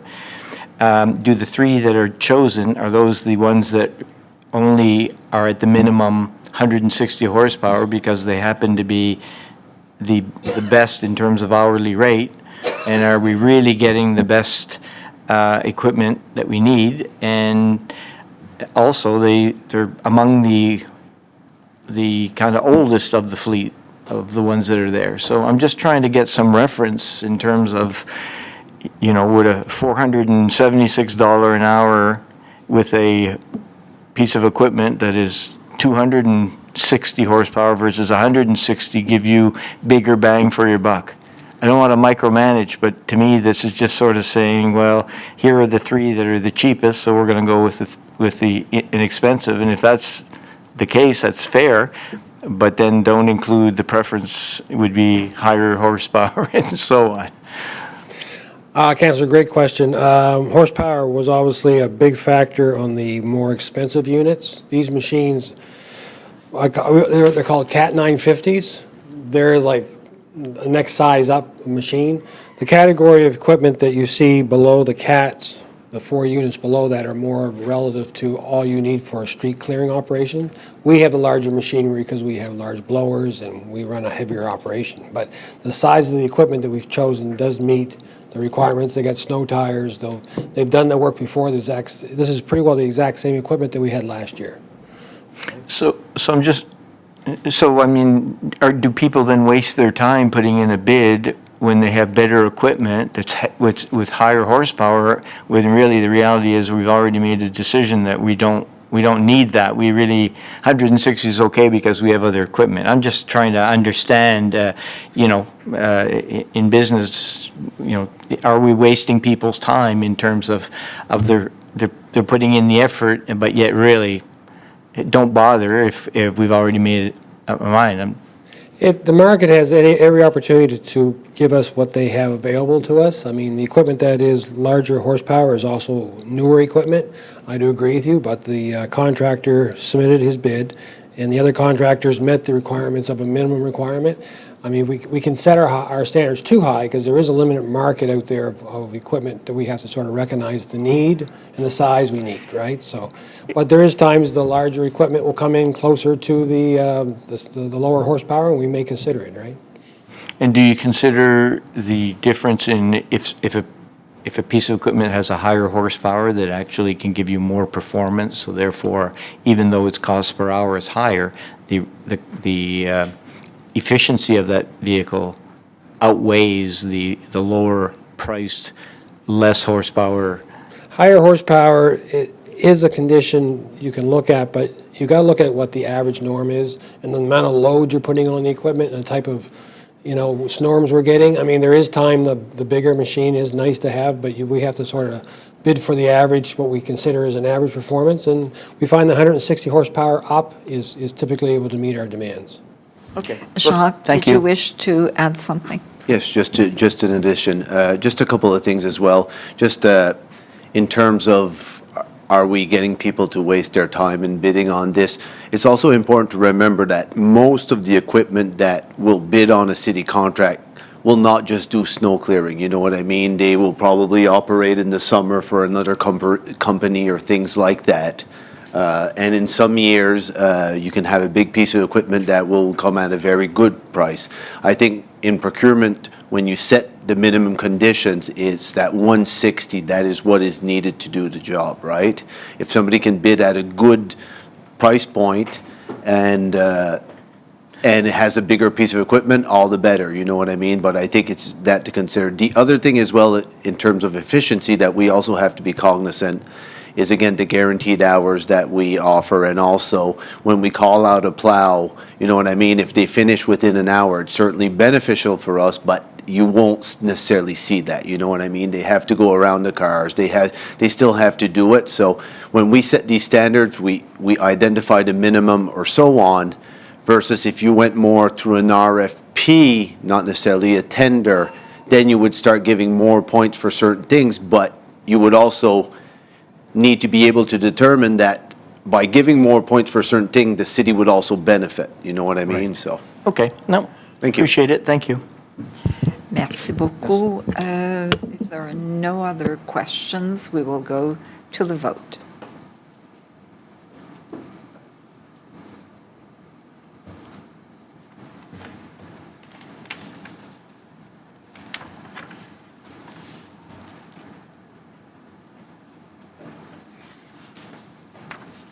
Motion carried unanimously. Merci. 10.3 is temporary activated carbon feed system, and the motion before council today is that Moncton City Council approve unbudgeted expenditures of $280,000 plus HST for the design, installation, and operation of a temporary activated carbon system at the water treatment facilities.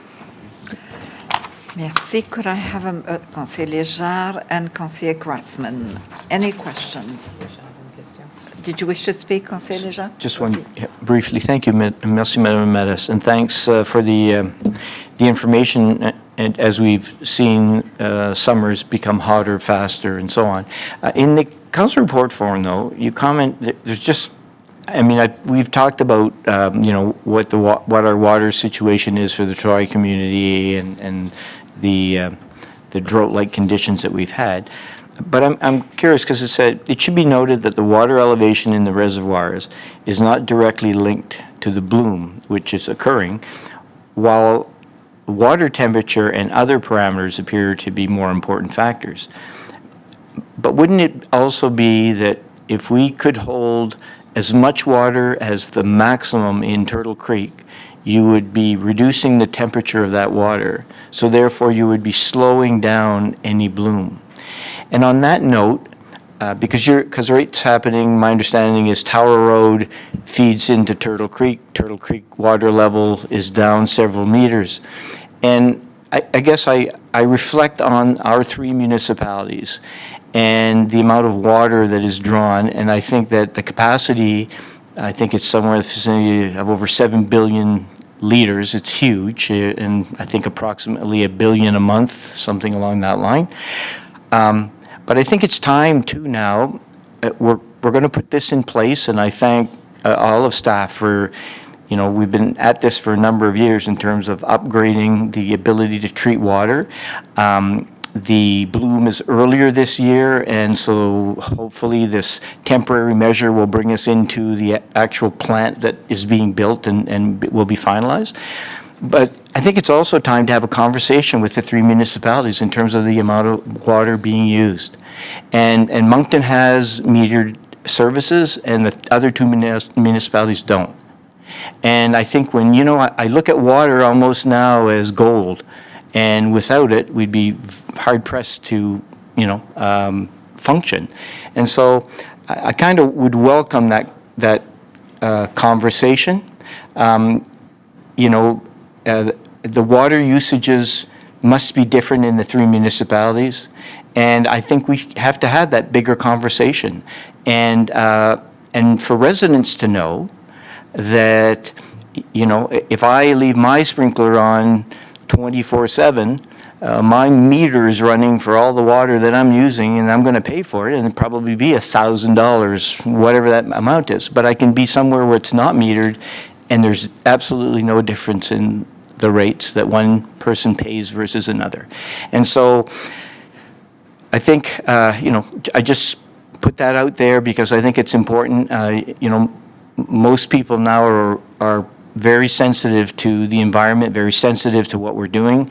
We're very sensitive to waste management. I think we need to be sensitive to water management, and hopefully we can have that conversation. Maybe the tri-community meeting at one point, we had the conversation. I'm sure there's a cost, as we know, to meters for the other municipalities, but then there's also the right thing to do and to promote proper consumption and the value of water. So in any event, I want to thank staff personally for what you've done. I think council has been kept abreast in terms of the improvements, and we're certainly in a much better place than we were back in the 90s when we had so many issues in our city, and yet we still have things that are changing. But in any event, I want to thank you, and c'est tout, Madame la Maire. C'est beau. Merci beaucoup, Conseiller Légère. There are no other questions? No? So we can go to the vote.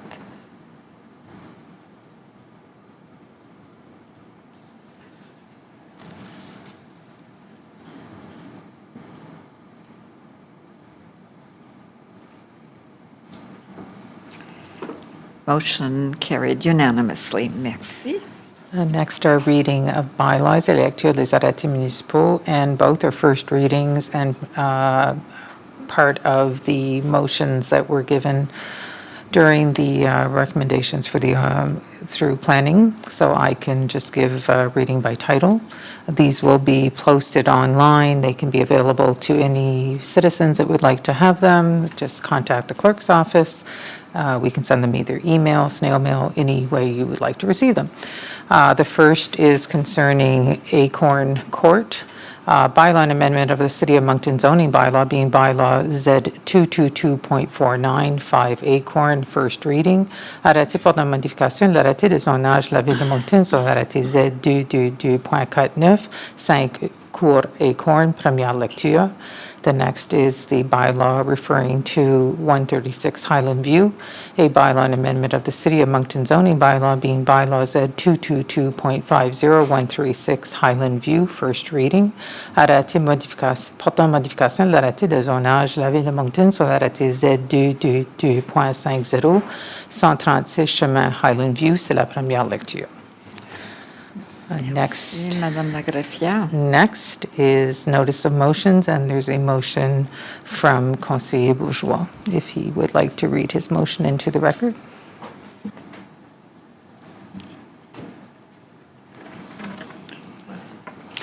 I don't have it with me, but somebody else could read it. I just want to, I guess maybe I'll wait until we have the motion before. OK. OK, je propose une résolution de reconsidérer la résolution adoptée en juillet afin de consulter NB 911 de nouveau pour confirmer que la prononciation de Glendale avec 2 syllabes est suffisamment différente de celle de Glendale avec 3 syllabes et ne pose pas un défi au service d'urgence pour éviter le changement de nom. Si je comprends bien, le conseiller Légère va appuyer, puis là, j'ai une explication. Merci, conseiller Bourgeois. Madame la greffière. Comment? You're okay? Est-ce que tu veux parler de nouveau, conseiller Pour Bourgeois? expliquer, oui, mais est-ce que le conseiller Légère appuie, oui? Oui. C'est bon, OK. I'll give a brief history for context. During our July public meeting, Council adopted a motion to rename Glendale Crescent in the Centennial Park subdivision. This change was requested by NB 911 Emergency Response. It was requested because Glendale Crescent was deemed to be too similar to Glendale Crescent, located in the Valhalla subdivision. NB 911 Emergency Response considered it a public safety risk. I am asking Council to reconsider its decision. Let me explain. This issue began about 6 months ago when a resident of Glendale Crescent asked me to look into the matter. She was frustrated that Canada Post often delivered her mail to Glendale Crescent and delivered to her mail intended for a Glendale resident. I said this was a Canada Post matter, and it was odd because the postal codes are different. For Glendale Crescent, it begins with E1E, while the one for Glendale begins with E1G. The citizen nevertheless asked me to see if there was confusion for police and fire. I asked staff, who asked our firefighters and bylaw officers and the RCMP, and all three said that they had never been confused by the two streets. I shared the response with the citizen of Glendale Crescent, and I thought that that would be the end of the matter, because changing street names is complicated and costly for the residents. But that resident was not satisfied and asked me to confirm with NB 911. So I asked staff to confirm with NB 911 that there was no issue, and as thought, NB 911 confirmed that they had never had an issue before. However, to my surprise, NB 911 asked the city to change it, and when this happens, the city obeys 911 to avoid liability. As a result, staff had no option but to recommend the change, and I couldn't vote against NB 911's request based on that argument. God forbid someone on Glendale loses a building or a life to a fire while fire responders are sent by mistake to Glendale.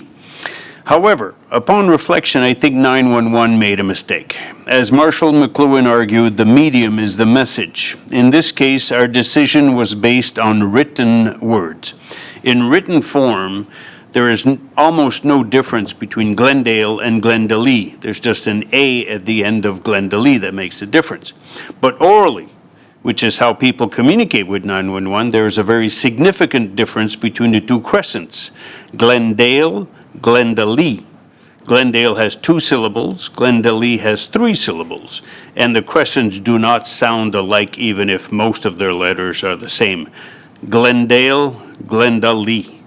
And that probably explains why emergency responders have never had an issue with this since the crescents were both registered in 1974. So in 50 years, no issues. I therefore ask Council to reconsider our initial decision and to ask staff to double-check with 911 on the necessity to rename Glendale given the 50 years of having no issues and the fact that the two crescents are phonetically distinct. Thank you for your consideration. Merci, Madame la Maire. Merci, Conseiller Bourgeois. Next would be appointments to committees et nomination des comités. Merci, Madame la Greffière. We have several this evening. So accessibility. No, we need to vote. Comment? We don't need to vote on that? Ben non, mais c'est... de quoi, là? C'est... And why do we need a note? Is that what the bylaw, the procedural bylaw says? That this has to go through a notice of, so it's going to take another month. Vive section 15. Merci, Madame la Maire. Did you wish to speak? Well, it'll be brought forward at the next regular public meeting for a vote. Right. Merci. Donc, I will continue with the list of nominations. Accessibility Committee, Matthew Wright, Gillian Crooks. Croix Bleue Medavi Stadium Management Committee, former Mayor Lauren Mitten, reappointment. Cultural Board, Jacques Gautreau, Laurence Dubuc, DJ Joseph, reappointment. Mourad Badirou, reappointment. Reem Fayed, reappointment. Grant Evaluation Committee, Odwoodini Lewis. Moncton Sports Wall of Fame, Dwayne Tingley, reappointment. Judy Vautour, reappointment. Planning Advisory Committee, these are for the 6 months remaining on council, is that correct? So we have Dale McKellen,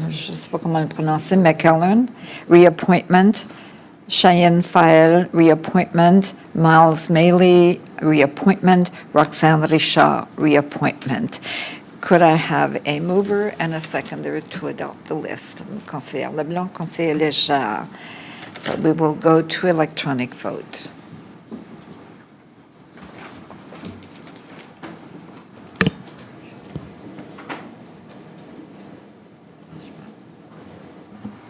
Can you bring up the vote?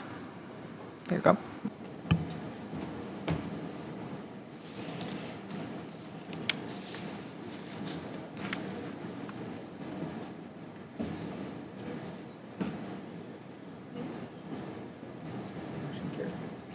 Motion carried unanimously. Merci, conseiller Richard.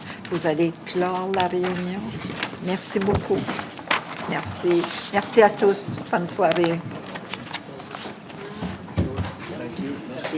That wasn't too bad, except for the amendment. I'm totally lost. I wasn't here for the private side. A little, yes.